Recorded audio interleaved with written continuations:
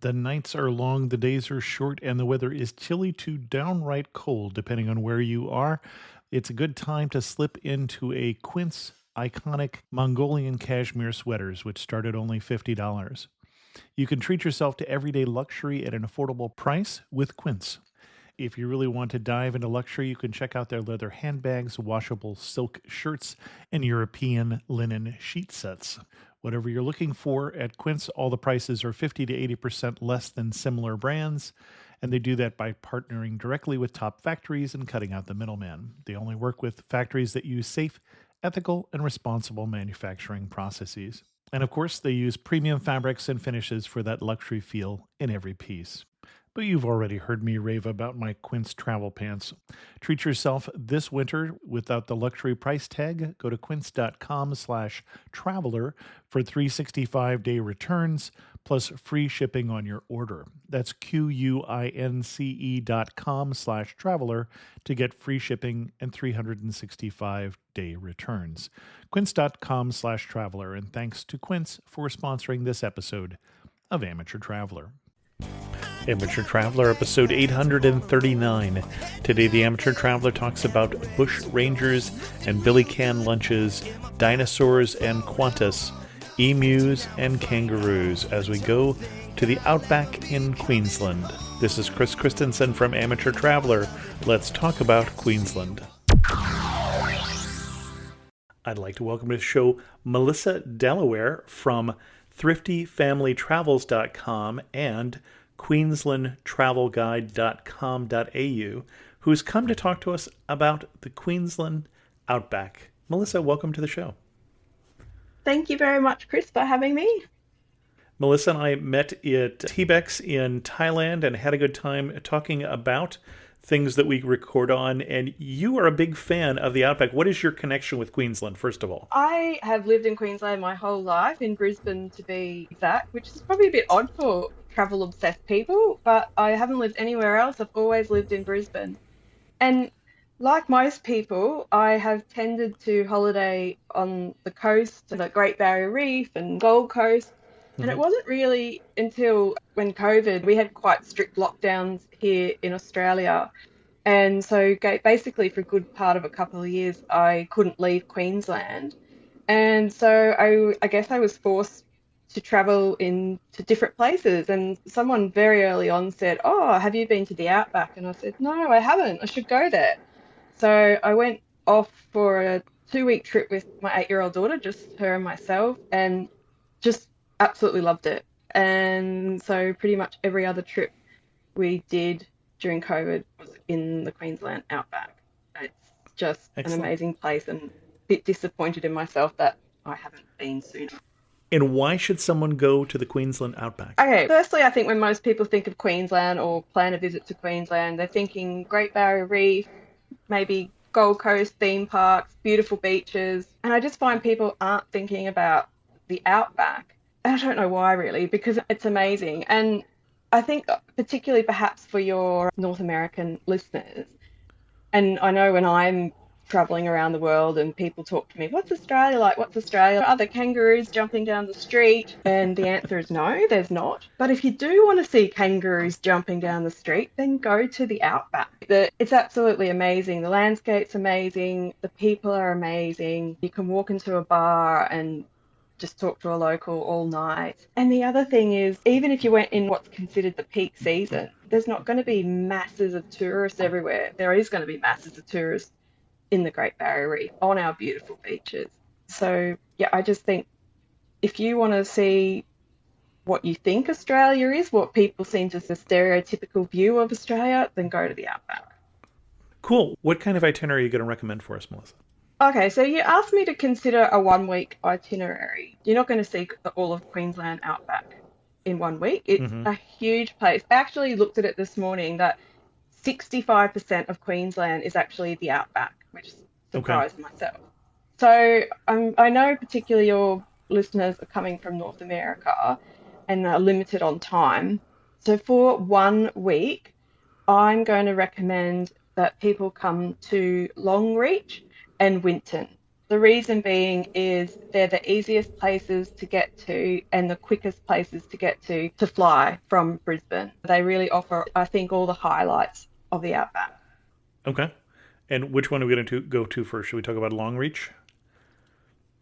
Yes, the long reach. So I just thought I'd start by getting there because I just wanted to make sure that, so whilst I'm going to recommend that you fly there, I just wanted to let your listeners know, like most Aussies, like when we visit the outback, we tend to go off on a road trip in our caravans or motorhomes or RVs or swags, whatever you want to call it, and just pull up wherever Mm-hmm. you like for the night. So that is open to international travelers if they are interested in Mm-hmm. something like that. Obviously, they're not going to be able to bring their own caravans, but there is a website called Camplify where people advertise their own vans and stuff that people can hire, like an Airbnb, I guess, but with your caravan. You probably have the same thing in North America. Okay. So Mm-hmm. if you're wanting that sort of real Aussie experience, you can do that. The other way you can do it is you can come and hire a car. So if you're flying into Brisbane or Cairns, you can hire a car from there and drive. But it is a really long drive. And if you are limited on time, that's why I'm going to say fly. Oh, there is one other way that a lot of people go to Longreach. All the oldies out here love the train. So you can take the train, but that is 26 hours from Brisbane to Longreach. Oh And my. really great thing to consider. But it's probably going to take a huge chunk out of your time. So I'm going to just this itinerary that I'm going to talk you through is based on that you'll fly into Longreach. So you can fly from Brisbane. It takes about 3 hours, and there is one flight every day. That's with Qantas. Or you can also fly from Townsville. So for those not familiar with Townsville, that's in the far north of Queensland where most people go to Cairns to see the Great Barrier Reef. So Mm-hmm. Townsville is a bit more convenient for people who might be up that way. But those flights are only, I think it's twice a week with an airline called Rex. So they're your two options of flying in. And I'm Once seeing you if I get did want to drive it, Google tells me that the whole drive time Brisbane to Longreach is something like 13 hours of drive time. Yeah, I would probably recommend you could do it in like 2 days, or I suppose you do it in one day if you want to drive that much. When I have done it, I have stopped at lots of places along the way, but Mm-hmm. probably comfortably, if you just want to drive it, you're probably going to go 2 days. But there's so much to see along the way, you're probably going to want to take a week to drive there. But anyway, I'd recommend flying. For people who want to do it in a week, you're going to have to fly. Now, I also recommend before coming that you arrange for car hire at the airport. Obviously, this is a Mm-hmm. remote town in outback Queensland. You don't have buses or trains or anything. There are a few taxis, and hotels can help you with probably airport transfers. Some of the tours on offers will pick you up, but you are going to be limited if you don't have a car. While you can walk around to some places, you're not going to be able to walk everywhere.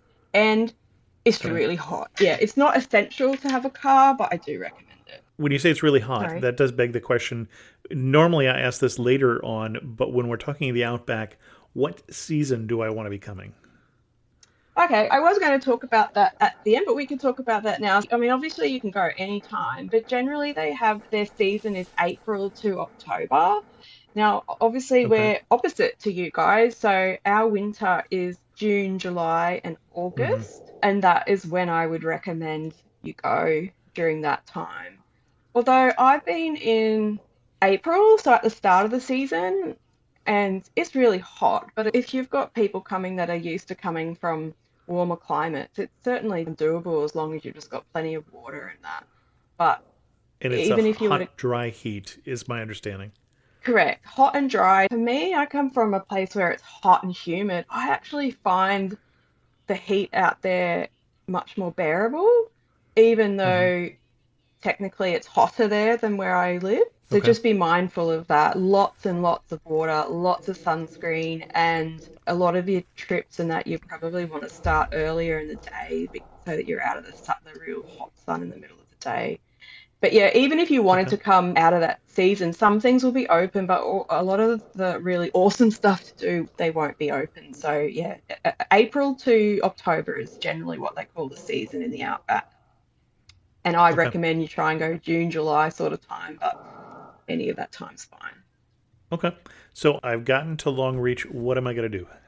All right, and you got your car. And the other thing I would just say, Hmm. because I do know it gets asked a lot, is do you need a four-wheel drive? I think people Hmm. think, oh, it's Outback, there's going to be no roads and I'm going to be driving over dirt and gravel. That's not the case. Your average normal driving car's fine, but a four-wheel drive could give you access to a few more places if you're interested. But I'm just going to say, everywhere I recommend in this itinerary, you don't need a four-wheel drive to get to. It's not necessary, but yeah, and I often find the four-wheel drives are so much more expensive. So it's not necessary. Just get whatever you can get, really. I One more wasn't going to ask if you needed a four-wheel drive. I was going to ask, do you need a rhubarb? good question, Chris, because the next thing I was going to say is if you are driving, you are not supposed to be driving in the dark because that's where the animals are more active and you don't want to be hitting a kangaroo. It's very sad, obviously, for the kangaroo, but if you hit a kangaroo, then it's also very sad for your car. It is likely to be completely totaled and off Hmm. to the, I don't know, we call it wreckers. I don't know what you call it over there, your car will be wiped out. And not just the big kangaroos, there's lots of small wildlife, little wallabies and echidnas Hmm. and that, and you're not going to see them until the next morning when they're on the side of the roads. But my other thing that I'd like to say about that is if you do want to see wildlife, a really good time to go out to see them is at dusk and dawn where there's enough light to see things and because the animals are still quite active you've got a better chance of seeing them than like during the day where everything's light. One time my daughter and I were driving from Longreach to Winton about 6:30 in the morning and we had to stop in the middle of the road and wait for this family of emus. There were three emus just really slowly taking the time walking across the road. It was just wonderful for us sitting there watching them because normally, to be honest, if you see an emu, you only see them for a second as they run past you. But yeah, it was really awesome to see them like that. And for me, anyway, nothing beats seeing the animals in the wild. Kangaroos you can tend to see at any time during the day, not on the road, like hopping around the place. But yeah, the other animals can be a bit harder to see. So yeah. But anyway, so that's about driving. We haven't even gotten to the itinerary yet. So day one in Longreach. So it's going to obviously depend, I thought, what time you arrive. I think most of the flights will arrive around lunchtime. So I thought you get at the airport. It's a really tiny little airport. You'll be in and out in seconds. Get your car. And so I recommend now probably going to your accommodation.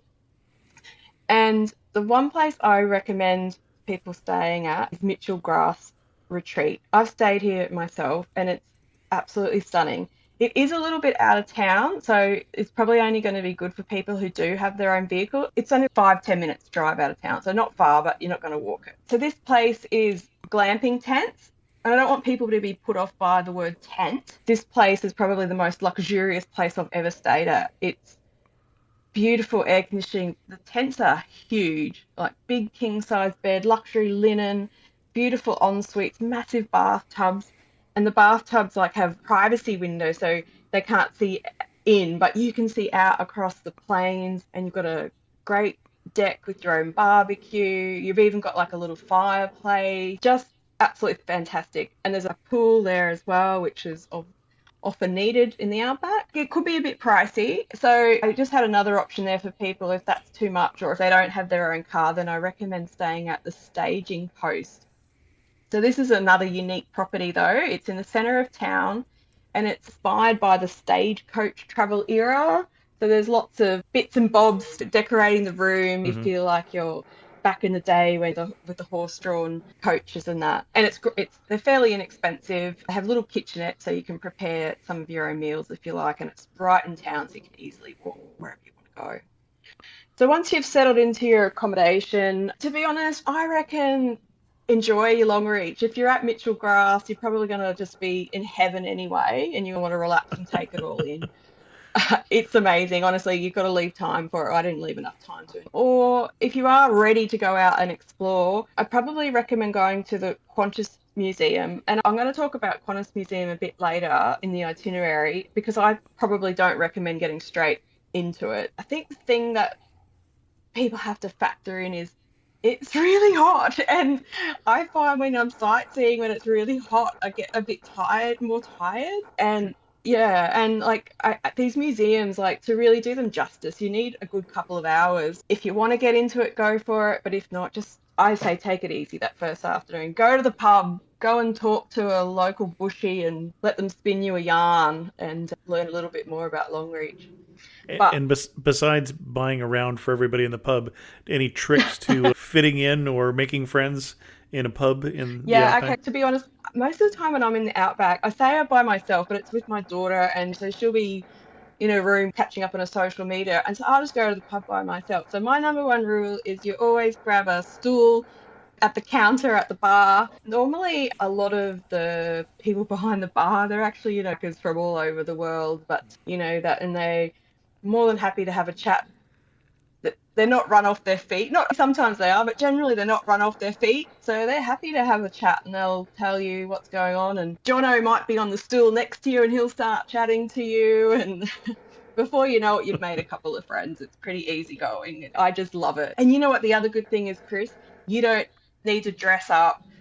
Wear your, I'll be careful with my words here. Wear your flip flops. Is that what you call them? Sure.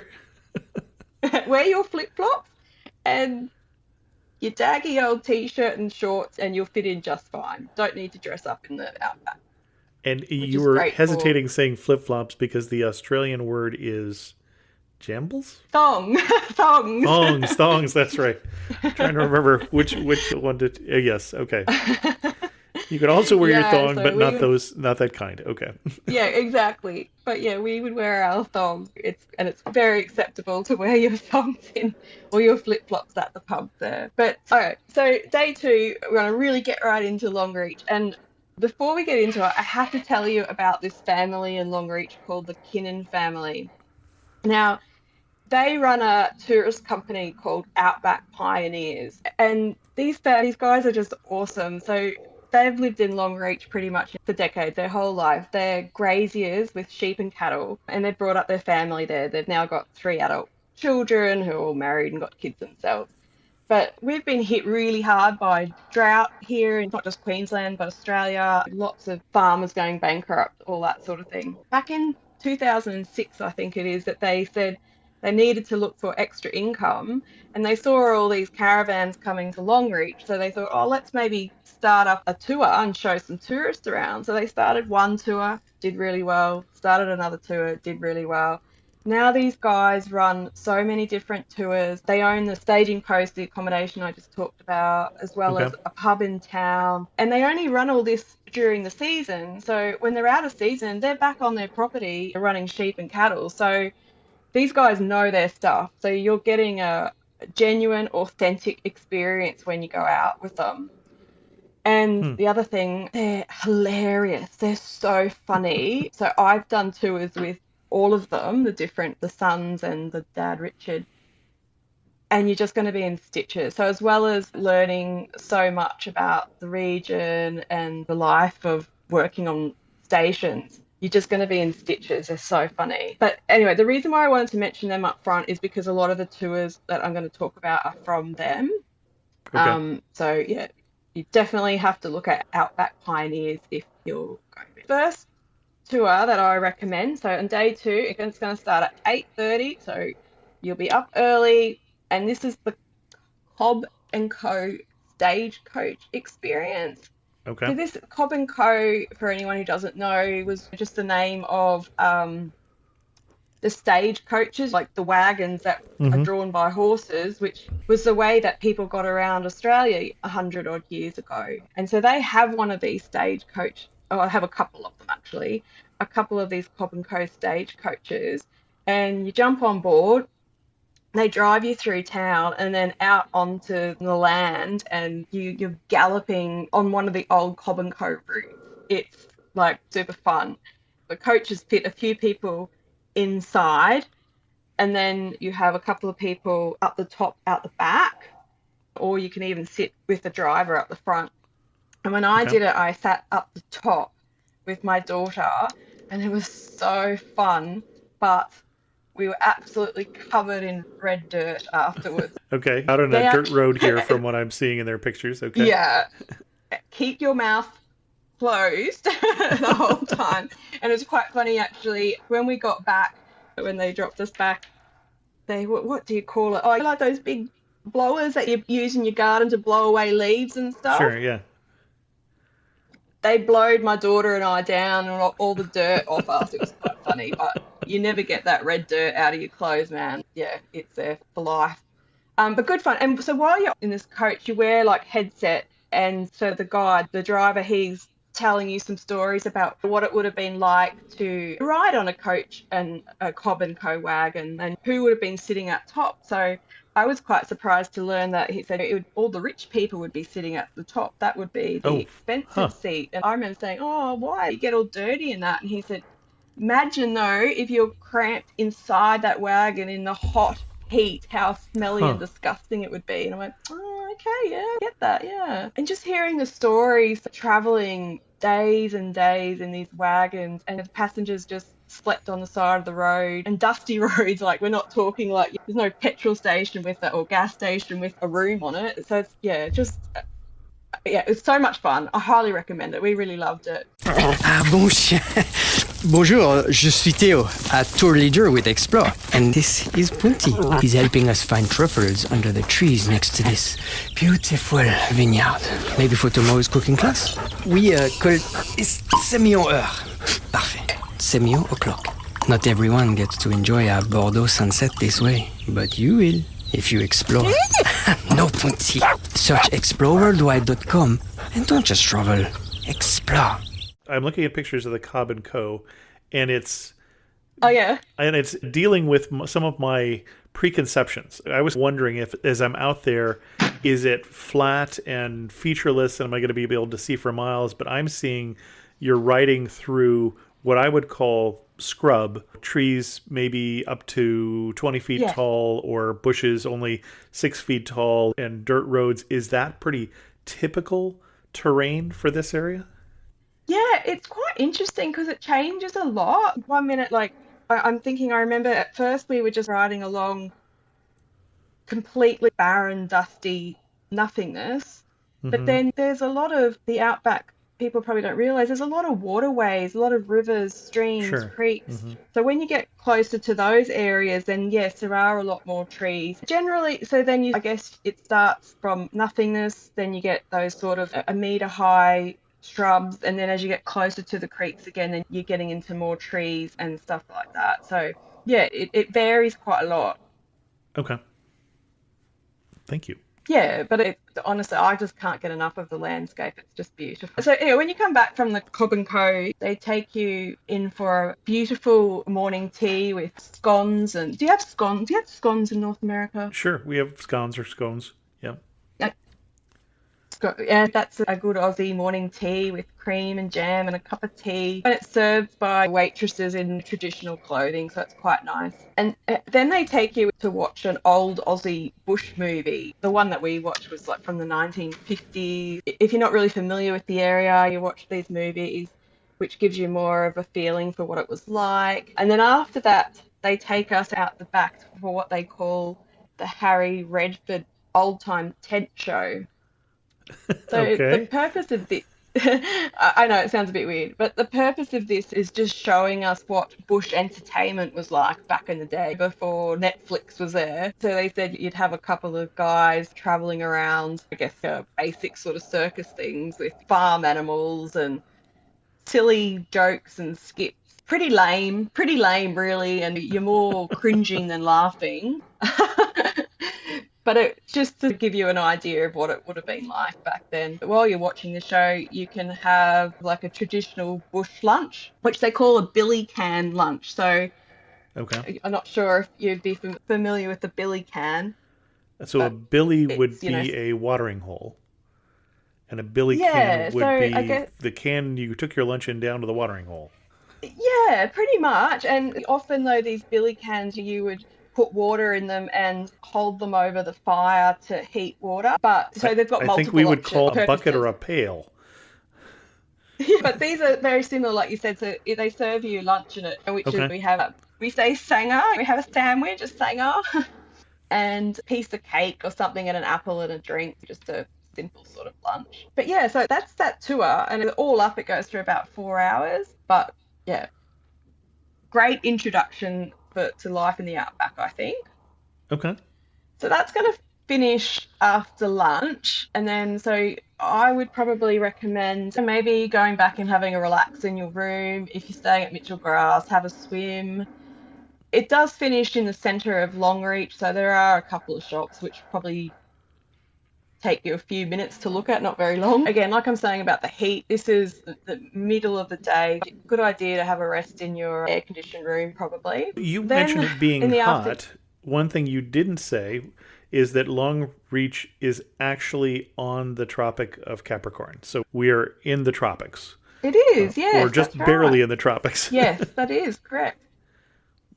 Yes, it does go through, so you can see that. I hadn't even thought about mentioning that, but yes, you can go and see where that passes through town. But yeah, later on that evening, another tour with the Kinnan family, and this one's called the Starlight Cruise Experience. Okay. And this is basically about having a beautiful cruise down the river in town, as well as having an evening around the campfire, outback style. Okay. It starts around 4:30 in the afternoon, and they have a couple of big old paddle wheelers, and you jump on board and you have a few nibbles of cheese and crackers and things like that. It's BYO, so you can bring your own drinks on board. They're not for sale. They have soft drinks or soda and that for sale, but not alcoholic drinks. So if you want that, BYO. But as you Okay. cruise up the river, you get a little bit of commentary about what's around, and there's just something really amazing about the sky in the outback. The colors are, I don't know, people talk about big skies, and I didn't really understand that phrase until I was out there. It's just amazing. And this is on dusk, so you're watching the sky change all these different colors as the sun sets, and you're sitting there relaxing on this big, beautiful paddle wheeler. It's just amazing. It's a really beautiful way to finish the day. The cruise doesn't go for too long, maybe an hour, I think. And so you jump off the cruise back up onto the riverbank. Then while you're on the cruise, they've cooked you this beautiful stew on the campfire. We're not talking like fancy cuisine here. This is a stew cooked on the campfire right in front of you. You can see it getting cooked there, and it's absolutely delicious. So with damp, which is like bread cooked as well, and there's plenty of food. I think they're often seconds or third, but I highly recommend leaving room for dessert, because then another old-fashioned apple pie and custard was served as well on the night we were there. And while you're having your dinner, they're entertaining you with bush poetry. Poetry was quite popular out in the bush back in the day. A lot of famous Okay. poets come from the bush.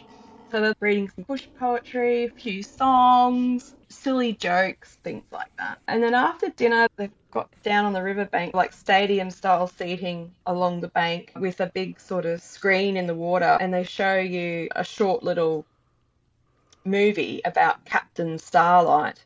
So I don't know if your listeners know, Australia's pretty famous for its bushrangers. All the Outlaws. bushrangers were pretty well known for stealing cattle. And so this little movie they show you talks about Captain Starlight, one of Australia's most famous bushrangers, who was known for stealing 1,000 cattle and walking them basically across Australia where he sold them. I don't know how it's done. They show you all this in the movie and you're just like, oh my God, how is that even possible? And he did go to trial, but somehow he was found not guilty.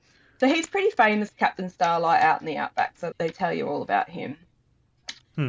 And that's where the night finishes. So again, that's about 4 or 5 hours that night. It does end up to be a pretty late night actually, but it's worth it for that outback experience. So now we've got day 3, a little bit different now. As you can imagine, the kids out in the outback often are hours and hours away from a school, Sure. which makes they don't just catch a school bus or walk down to school. So I would probably assume you guys have something similar in North America, but we have this school of long distance out here in the outback. And in Longreach is their headquarters of the School of Distance. So you can go there and see the teachers set up teaching the kids and all of their resources and just how they do it. It's really interesting. The tour around the school goes for about 90 minutes. And Hmm. it's just really fascinating. You think, wow, how do they do this? Even we learnt when we were there that they even put on like a school musical each year. So the kids learn. Yeah, Okay. it's crazy, right? I was like, how? Kids learn their roles and practice all online and then just come together once a year and maybe do a couple of rehearsals and then put it on like in the town, in a theatre in town, which all the locals come to watch. It's like meant to be the highlight of Longreach or something. It's really well worth it. Make sure you're going to the Longreach School of Distance. They run tours all the time, like Monday to Friday. I happened to go when it was school holidays, so I didn't actually get to see it all in action, but it was still fascinating. So I do recommend if it's school term, it would be even better, I think. Worth it. And they have two tours a day, 9:30 and 11, and I recommend you go to the first one at 9:30. So you've got heaps of time then to go over to the Stockman Hall of Fame. Now, it used to be So the Stockman, that the School of Long Distance or the School of the Air was the other name that I remember hearing in Australia was shortwave mm, radio. mhm, Is it internet now or is it still radio? yeah. No, yeah, so obviously it's mostly internet these days. They do use like all these different, like they're going through the different platforms and stuff that they were doing. Hmm. And they use a lot of Zoom and that sort of stuff. Mm-hmm. It, and I guess these days you can imagine, you can think, oh yeah, I can gather. And particularly after we've all been through COVID and Yeah. a lot of people are doing There's a this lot sort of of people who stuff. understand long distance learning now better than they used to. Yes. Exactly, right? But this hasn't just started in the last couple of years. They've been doing this for, I can't remember Well, how generations long. now. Yes, I visited other schools there around Australia like 10 years ago, things way Mm-hmm. before Zoom. And it's just fascinating how they do it. Like they full on have like libraries there and they send library books to the kids and return them. These kids are obviously missing out in some respects. Every aspect that we think of in school life, they managed to do it somehow. So this is really interesting. And yeah, I just found it very interesting. And particularly, I suppose I have a school age child myself. So she was there and she could get to see it all too. It's really fascinating. But yeah, so we're moving on to the Stockman Hall of Fame. Stockman basically is a probably equivalent to your cowboys. They're basically just people who look after cattle on big properties, which they say like the stockmen are like the backbone of the outback. That's where a lot of the farms are and the cattle. And as you can imagine, it's pretty harsh out there working on the land. So the Stockman Hall of Fame brings that all together and through various exhibits and you hear different stories about how men and women work and live and survive out there, I guess. The way you visit the museum is there's three separate sections. So they have like a movie and they have a live show and then they have the museum. Okay. And you can buy a ticket just to the museum Mm-hmm. or your other option is you buy a ticket for everything. And I think you've got to buy it for everything, in my view.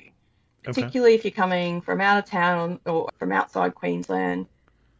And you start with the movie, which is a great introduction to a bit of the history of Australia, but more through the eyes of the stockmen and how they look after the stock. Okay. So that's a really good introduction to everything. It will help what you're seeing if you're not really familiar with it. Okay.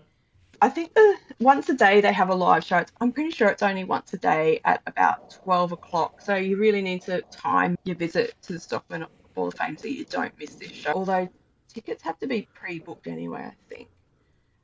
And so Okay. the show's really good. It's basically a one-man show, but with lots of animals. So you've got the horses, the working dogs, and the sheep, and you see how all of these animals work together and how the stockmen use all the different animals to work on in the outback and on the properties. It's really interesting. And if you're an animal lover like me, you'll just love seeing the dogs and that do all their cute little tricks and stuff. And then there's a lot of outback entertainment again. So you've got some songs and some very lame jokes. Okay. I don't know what it is in the outback. Lots of, if you're familiar with dad jokes, then that's Mm-hmm. pretty much what it is. Okay. And you're a dad, so you've probably got a I've few good dad jokes I've got a yourself. few dad jokes. I try to make sure that my son-in-law has a fair amount now that he is a father. Yeah, we get a lot around here as well. But yeah, then you've got the museum, and the museum is really fascinating. Through lots of different exhibits, displays. It's a multimedia museum, but to help you understand what you're looking at, you get one of those headsets that you can listen to, and it helps you understand what you're looking at. But again, it really depends on what you're interested in. So it's not just about the stockman either. It's about living in the outback in general. And I do remember my daughter spending a long time in the section which is about the Royal Flying Doctors. Oh, sure, yeah. I'm not sure if you have. Do you have the equivalent to that in North America? I don't. We may in Alaska, but I don't remember that. The original, tying in this story and the last story, the original School of the Air in Australia was started by the Royal Flying Doctors in 1951. Correct. And so the grandparents of the kids who are in the schools now were the first kids to do their schooling by radio. That's right. So it's also really fascinating to learn how people out there receive their medical treatment. Yeah, and it's quite interesting. I remember my daughter spending hours, or maybe not hours, but look, so there's something for everybody. It just depends on what your interests are. I think we probably spent about 3 hours across all of the sections, not just the museum. There's also, I didn't mention this before, but there's also a cafe on site. So it's a good place to perhaps get your lunch there before you go through as well. Okay. So that is day 3. Day 4, doing another tour with the Outback Pioneer, the Kinnan family. And so they still live nearby, the Kinnan family, on a station called No Go. And they actually take people out on their property to show you what it's like actually on a working Outback station. When you say station, that for us is a ranch. And so this is a sheep and cattle ranch? Yes, that's correct. Exactly. Yes, that's very right. The ranch. So our property was built a long time ago, and apparently when it was first built, it got flooded quite a lot, and it stopped the people getting in and out. And so apparently that is why it's called No-Go Station, because it was a no-go. Okay. I know, right? True story, apparently. That's what they told us. I believe them. So for this tour, they start by picking you up in town. The station's a little bit out of town, but they start by picking you up in town, and they drive you a little bit around Longreach and show you a few landmarks and that. But then once you get onto the property, you head straight into the shearing sheds.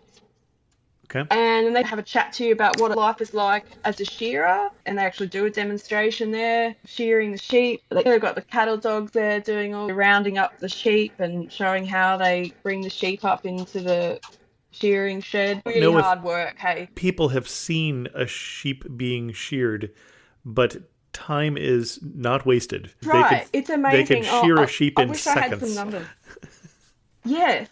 It's crazy how many, for me, I reckon if I had to shear a sheep, it'd probably take me half a day, or maybe even longer. But yeah, it's just crazy because I think they get paid like per how many sheep they shear. So they're just smashing through it. It's crazy. So the world record for shearing sheep is held by 2 gentlemen who are from New Zealand, who in the course of 8 hours sheared 1,410 sheep. Whoa, that's crazy. That's like impossible, isn't it? So you can do the math. The sheep is very quickly sheared. Very quickly. And you know what? The sheep probably like it that way because, it's probably not very comfortable for them. So they're in and out. So yeah, that's how the tour starts. You go in there, you can ask a few questions, etc. But then they've got this super cool double-decker bus. So I'm sure you guys are familiar with a double-decker bus that you jump on and sightsee around a city. Sure. Like a hop-on, hop-off. They've got one of these, which apparently a company was selling them in Sydney.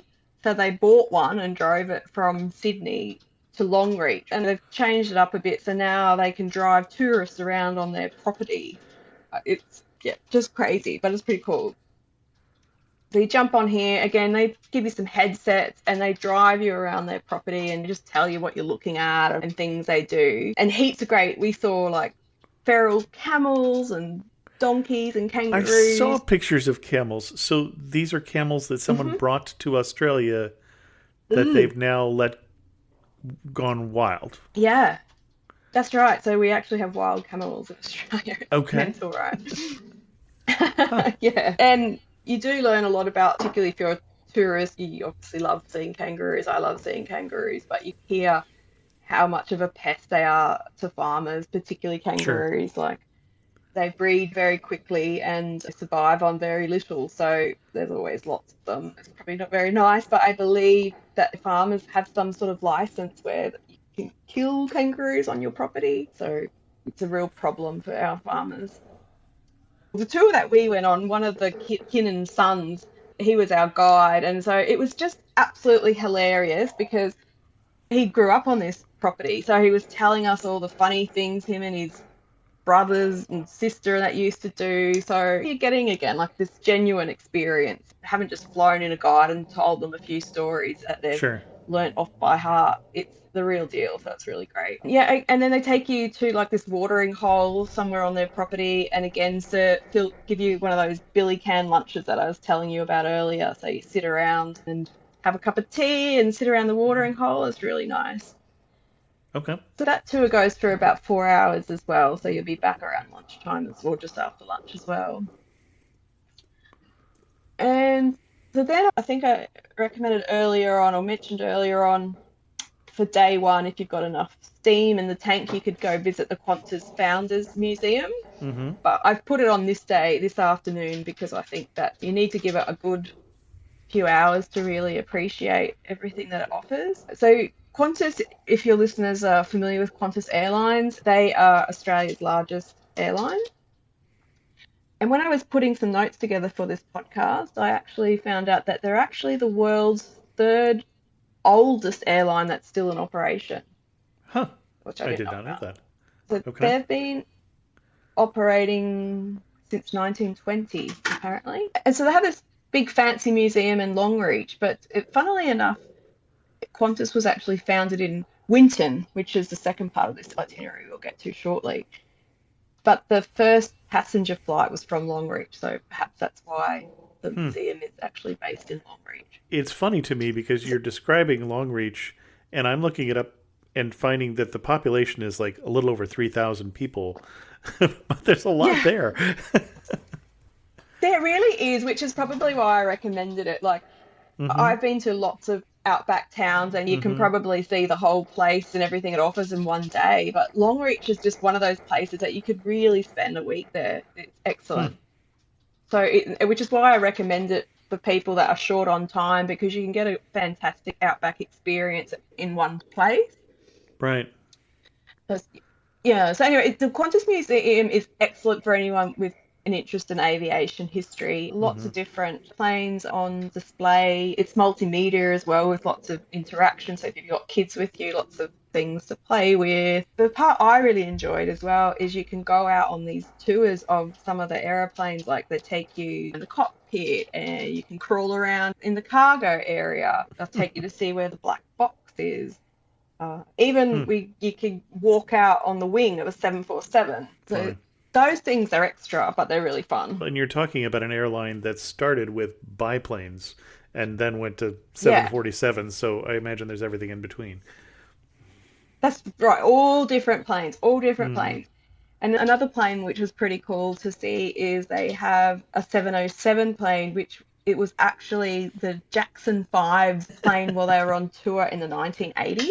Okay. It's still decked out with how it was when the Jackson 5 used it, so it's pretty leery with crazy colours, but very luxurious, so that's pretty cool to have a look at that as well. That's funny. And again, the museum is one of those places that someone might whip through it in an hour and someone might spend the whole day there, so it's really up to you how long you want to spend there. And there's a cafe there as well, so if you're there around and getting a bit peckish, there's food and everything like that too. Okay. So there are a couple of other things that you could do in Longreach, but I think that covers all the highlights. Okay. So that's why I recommend you also tie this trip into Winton. Okay. And the main reason I highly recommend you go to Winton is it's considered the dinosaur capital of Australia. Interesting. So, okay. Very interesting. So they don't have anything dinosaur related in Longreach, but just up the road, we are in Outback Queensland. So Winton is 2 hours away from Longreach, Okay. but that's considered up the road in the Outback, right? Sure. Dinosaurs, though, were only first discovered in Winton in 1999 when a sheep farmer found some bones on the property. Thought they were interesting, knew they were a bit too big to be sheep bones. I believe sent them away to the Queensland Museum and came back to say, hey, they're dinosaur bones. Okay.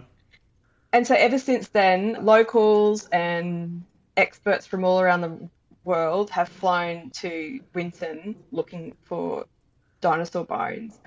And now they have a huge dinosaur museum in Winton. And it's absolutely fantastic. Anyone interested in dinosaurs, or I didn't know I was interested in dinosaurs until I went there. Okay. It's absolutely fascinating. The museum's called the Australian Age of Dinosaurs. And it's Mm-hmm. fairly new. I think, I say new, but I think it opened like in the early 2000s, so that's a little Mm-hmm. while now. And the museum's split into a few different sections, and every section of you only see it by guided tour, so it's not your sort of museum that you wander around yourself. And mainly that's because you are looking at actual dinosaur bones, so you can't be touching this stuff. Okay. It's a working museum, if you like. So there's laboratories there, and they're constantly preparing the bones or fossils. And I'm always hearing about new species they're finding and sending them to the Queensland Museum. So there's lots of work going on there. Okay. And then, so that's in the laboratory. You get to go and see what they're doing there. And then they have a room where they have some of the fossil bones on display. And then they have this area where you actually seeing real life dinosaur footprints on display. It's this big area. It's 54 meters long, and it's got all of these dinosaur footprints. But so what they did is they found these dinosaur footprints somewhere on a property in Winton. Mm-hmm. And so to protect it, they've somehow carved it out of the ground bit by bit, put it on Mm-hmm. a truck like a jigsaw puzzle, and brought it back to the museum and put it all back together. Okay. It's indoors, it's protected, and it's climatized, what do you call it, climate control and Mm-hmm. all of this stuff. When you go to have a look at it, you have a guide and showing you, oh, this is that dinosaur footprint, and we think this happened here. And so it's pretty surreal to think, wow, this is, to me, dinosaurs are something I see in a Steven Spielberg movie. Like, it's not real, but so it really does bring it all to real life. And then lastly, there's an area where you can walk around yourself, and it's just, they've recreated some dinosaurs and the sizing of the dinosaurs so that you walk around in these different areas and you see the different dinosaurs and what they look like and how big they were compared to each other. So that's quite interesting as well. Okay. We've left Longreach that morning, and I recommend leaving early. People who like to sleep in won't like this, but I recommend you leave Longreach at 6:30 that morning, Okay. and that way you'll get to the museum at 8:30 when it opens. Okay. Because most of this is outside, and again, like I said, it gets hot. So this way you can sort of see most of the museum before the middle of the day. What else? I'll talk to you about the museum. Yeah, a couple of hours. So there's 4 sections, and each section is about 30 minutes. But it's not back to back, so you've got to allow time. And it's on a really big property, so you've got to allow time to walk between each one. So a couple of hours, 3 to 4 hours is what you need to see that museum. Okay. And there's a cafe on site as well, so no doubt you'll be looking for ice cream or cold water there. Yeah, I remember the day I was there, it was so hot. And the landscape there is amazing though. Like Winton is quite different to Longreach, like it's much more barren, which might sound really boring that I'm saying it's amazing, but I just love like seeing that the vastness of the nothingness, if that makes sense. Like it's fascinating to look at. Yeah, this is more what I pictured. Nothing taller than a foot tall for as far as the eye can see. Yeah. Yeah, because as far as I'm aware, there's not really any waterways in Winton, so that's probably why it's more barren. Interesting. So the museum is a little bit out of town. Oh, off the top of my head, I'm going to say maybe 30 minutes from Winton. And I think go there straight from Longreach, go to the museum, and then after you've been to the museum, drive into town, and you're probably wanting some lunch then. So next up, I'm going to recommend you go to what's called the Waltzing Matilda Centre. Do you know Waltzing Matilda, Chris? Sure. That is the one song I think everybody outside Australia knows from Australia. They do? There you go. So It's sometimes considered as Australia's unofficial national anthem because it's not Mm-hmm. our national anthem, although some people think it is not. But it is obviously a very famous Australian song, and it was written in Winton Oh, by a I very did not know famous that. poet. I Okay. was telling you, yeah, and so I was telling you earlier how poetry was very popular in the outback because they didn't have Netflix or Facebook. So when they're at night time finishing work for the day, they wrote and read poetry to each other, which sounds, yeah, a bit odd to me, but that's what they did. And Banjo Patterson, very famous Australian poet, he wrote Waltzing Matilda near Winton, and the very first time it was played in public was also in Winton at the North Gregory Hotel, which is still there today, and the actual piano it was played on is still there today, so you can see that. Okay. So the Waltzing Matilda Centre is basically a museum about the song Waltzing Matilda. Supposedly, it's the first museum in the world dedicated to a song. Okay. I have nothing So, to like, disprove that. it's crazy. I don't know, but look, but they do have some other things in there as well as information about the song. There's some information about Winton's connection with World War One and an art gallery with different exhibitions, as well as a bit of information about Qantas as well. Like I said, Qantas was actually started in Winton, but the flights were out from Longreach, so there's that connection as well. Okay. You might spend an hour or two there. Then I'll talk about the accommodation that I recommend in Winton. So I've got two similar to in Longreach. So the North Gregory Hotel, which I just mentioned before, was where Mm-hmm.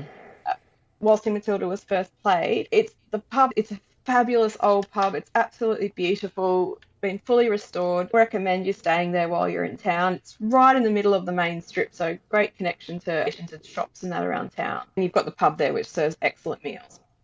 Okay. But if you're wanting an amazing experience, I guess like the Mitchell Grass that I recommended in Longreach, there's a place Mm-hmm. called Rangelands Outback Camp, but there's only 6 of these glamping tents here, and you have your own personal chef, and all your meals are cooked and provided for you in this beautiful open air dining area where you're just sitting there looking over that vastness of nothing, like I was talking about before. Okay. I actually haven't stayed here before because it's really new. I think it's I can't remember when it opened, but I don't think it was open when I was in Winton. But I was talking to the operators at a conference I was in, and I was like, wow, this is amazing, but really expensive. So yeah, it might not be something for everybody. Okay. Okay, so that's basically that day in Winton. Now, if you don't have your own car, the Outback Pioneers can organise a day trip from Longreach to Winton. So it is still possible for you to go and do a day trip in Winton as well. But Okay. it's going to be pretty rushed, right? You won't have much time to see everything. Got it. On day 6, there's more dinosaur stuff to see. There's the dinosaur stampede. It is 90-minute drive outside of Winton, but you've made it this far, you might as well keep going. So here, I told you about at the age of dinosaurs where they had the footprints that were brought in. But Yep. here at the dinosaur stampede, you'll see a huge area of dinosaur footprints. I believe there's over 3,000 footprints, and it's right where it happened. They haven't been moved. This is exactly where it Hmm. was. And it's absolutely amazing. I loved it. Whereas the footprints at the Age of Dinosaur Museum, I had to use a bit of imagination to see the footprints, but here you could see it, no imagination required. Hmm. And so some experts have analysed this over time, and what they believe to be is that there were some smaller dinosaurs drinking from a river, and where a bigger dinosaur come across and to try and eat the little dinosaurs basically, and then all of Mm-hmm. the little dinosaurs have run everywhere. So there's just these footprints scattered everywhere, and it's absolutely amazing. So I Hmm. highly recommend you go there. And then also around there, there's lots of hikes that you can do as well. But again, remember it's hot, but there are some small hikes that might take you 20 minutes or so, which I recommend. Or there's some longer hikes, but obviously if you want to do that, you might want to go earlier in the day. Okay. Then head back into Winton. So now you've got the afternoon in Winton. You can have a look. There's some other sites that won't take you very long to see. Like there's a musical fence that someone's put a bit of rubbish together that you can actually play these instruments. And it was, I believe, this musical Fence was in the Coyote's 2030 Grammy Award album, which is pretty Okay. amazing. There's another place called Arnos War where a man has basically got together everybody's rubbish, or they say one man's trash is another one's treasure. And he's put this wall, and there's everything in this wall, like motorbikes, typewriters, oven wheels, TVs, washing machines, you named it. So you can have a look. That's interesting. There's an open air theatre, so if you feel like going watching a movie at night, you can go and see that. Lots of opal shops in Winton. Around Winton, you can find opals, so there's a lot of shops there where you can buy them. For anyone interested in trucks, there's a truck museum. I went there. It's not really my thing, but I did see a lot of families with little kids that seem to be really into it. That's pretty cool if you're into old trucks. But look, there are other things in town. There's a pool if you get hot. We visited the pool a few times while we were in Winton. Okay. Yeah, and look, that's basically Winton. Like, you can really see Winton in 2 days. So on your 7th day, then I recommend you head back into Longreach and you catch your flight, whether that's to Townsville or Brisbane. Excellent. And look, I think I have got some other things about when to go, but I think we talked about that earlier on in the podcast. Well, yeah, and we're for an hour and your headphones are dying, so we're gonna start wrapping this up. Yeah. I've got some wrap-up questions for you. You were standing in the prettiest spot in the Queensland Outback. Where are you standing and what are you looking at? Right now? If you were standing at the prettiest spot in the Outback of Queensland, where would you be standing and what would you be looking at? In Longreach and Winton, or anywhere in the Outback? I'll give you both. Let's do both. First, Longreach and Winton.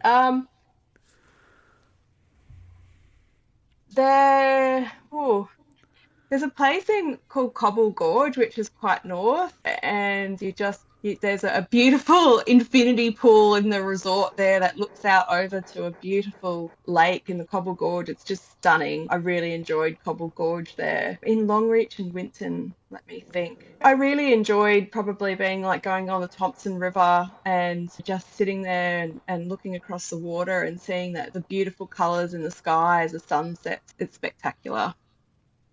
Excellent. One thing that makes you laugh and say only in the Outback. Oh, the people you meet, like, they get really down to earth people, and they have these funny stories to tell, and the way they tell it, there's Australian slang and then there's slang out in the Outback. It's just hilarious. Yeah, you're always smiling when you hear their funny stories. And if you had to summarize this region in 3 words, what 3 words would you use?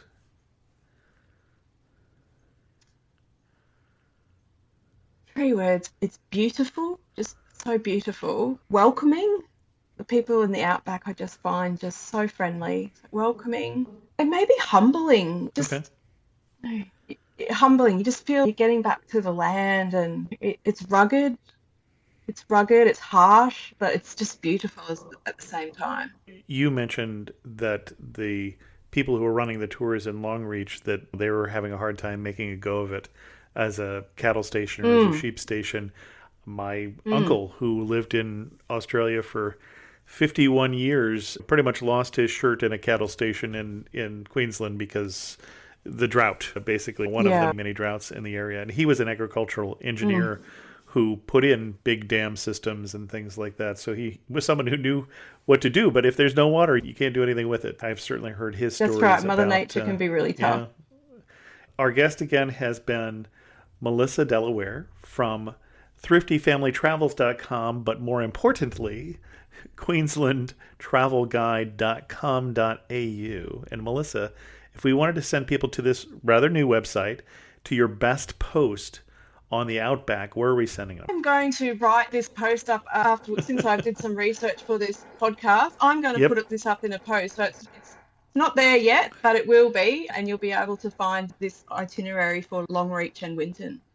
Send me the URL and we'll put it in the show notes so people can go right there. No problem. Excellent. Thank you so much for coming on Amateur Traveler and sharing with us your love for Queensland and particularly for the Outback. Thanks so much, Chris. See you all in the Outback. A special thanks to the patrons of the show who help support Amateur Traveler financially. If you've had a great trip and Amateur Traveler got you there, then think about becoming a patron of the show. You can learn more by going to patreon.com/amateurtraveler. I got an email from Anne after the episode we did recently on Grenada. And Anne said, "Hi, Chris. I've been an avid listener for many years, and I love your show. I was a little disturbed, however, that the guy talking about Grenada was encouraging people to actively interact with Mona monkeys. They are wild animals, and I feel they should remain as such, no matter how friendly they might be. I hope you feel the same way, and having listened to you over the years, I think you probably do as well. Anyway, just putting in my 2 cents. Thank you so much for everything you're doing for the travel community. You kept us all very happy during the very hard COVID years. Keep traveling." And thanks, Anne. I have to say I was a little split on this because I had the same reaction as you do, and yet I also know that if you go to Amateur Traveler and you search on a trip that I did to Botswana, you can see a picture of me with a meerkat on my head. And it is a wild animal. These were habituated. They were used to being around people, and they have this natural thing that they like to climb on the tallest things so they can look out for predators. And so it's actually a natural behavior, but you're interacting with wild animals. So I don't know. Maybe I'm just a hypocrite. I'm getting quotes in for the Amateur Traveler trips this year to Japan and Morocco. Hope to announce those soon. And if you want to know more about those trips, go to amateurtraveler.com/trips. And with that, we're going to end this episode of Amateur Traveler. If you have any questions, send an email to host@amateurtraveler.com, or better yet, leave a comment on this episode at amateurtraveler.com. And thanks so much for listening. Got to see one more cathedral. I got to sit in one more cafe.